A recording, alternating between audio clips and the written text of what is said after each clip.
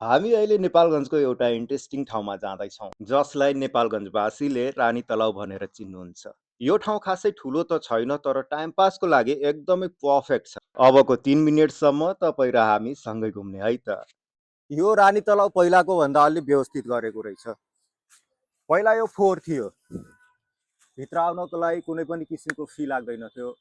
Ticket काट्ने व्यवस्था थिएन पहिला, फ्रीमा आउन जान पाइन्थ्यो। त्यति मान्छे आउँदा पनि आउँदैनथे फ्रीमा, किनभनेदेखि यस्तो व्यवस्थित छँदै थिएन। पोखरी थियो, बोटिङ पनि थिएन, पोखरी सफा थिएन, माछा थिएनन्, रुखहरू यस्तो राम्रो डिजाइनले सजाएको थिएन, फुलहरू लगाएको थिएन। आजभोलि फुलहरू पनि लगाएको छ, नरिवलको बोटहरू लगाएको रहेछ, माछाहरू रङ्गी बिरङ्गी थरी थरीका माछा पालेको छ। फुर्सदको टाइममा यहाँका बासिन्दाहरू आउनुहुन्छ, 10 रुपियाँको टिकट काट्नुहुन्छ, अनि साइडमा बसेर माछालाई चारा हाल्दै त्यो दृश्यको मजा लिनुहुन्छ। यहाँ बोटिङको व्यवस्था पनि गरिदिएको छ। आजभोलि बोटिङ गरेको 25 रुपियाँ लिँदो रहेछ, खासै एक्सपेन्सिभ छैन। तलाउ पनि सानै छ, ठुलो छैन। टाइम पासको लागि यो सानो ठाउँ भए पनि ठिकै छ। बच्चाहरूको लागि पिङ बनाइदिएको छ, बुढापाका जवानहरूको लागि जगिङ गर्नलाई एरिया छ, बिचमा पोखरी छ।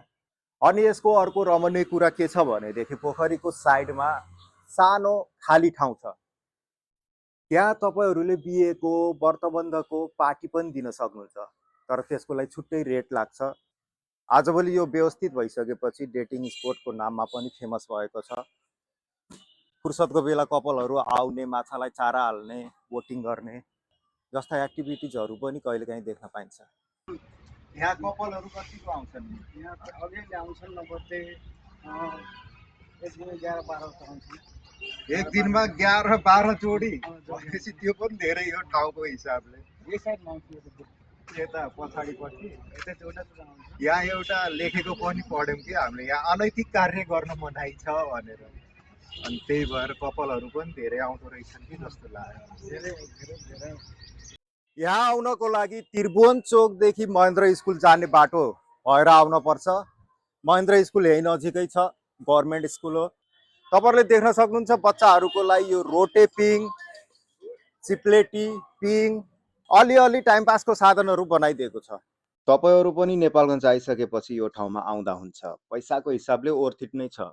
क्यामराम्यानसित फोटो खिचाएको 20 रुपियाँ, 20 सेकेन्डको भिडियो बनाएको 50 रुपियाँ, बोटिङ गरेको 25 रुपियाँ र टिकटको जम्मा 10 रुपियाँ मात्रै। नेपालगञ्जको अरू पनि हिडन ब्युटीहरू तपाईहरुलाई देखाउनेछु। त्यसको लागि च्यानललाई सब्स्क्राइब गरिदिनु होला है त।